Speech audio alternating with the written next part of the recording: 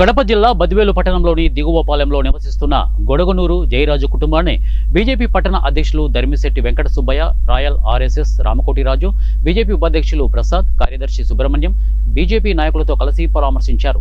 సంవత్సర కాలం నుండి మంచానికి పరిమితం కావడంతో వారి కుటుంబానికి అవసరమైన బియ్యం, నిత్యావసర సరుకులను అందజేయడం జరిగింది. ఆరోగ్య పరిస్థితులను అడిగి తెలుసుకోవడం జరిగింది. భవిష్యత్తులో భారతీయ జనతా పార్టీ కుటుంబానికి అండగా ఉంటుందని తెలిపారు. ఈ కార్యక్రమంలో సీనియర్ నాయకులు పుట్టా వెంకటేష్, సుందర్రావు, రాజ్ కుమార్, బీజేపీ నాయకులు పాల్గొన్నారు.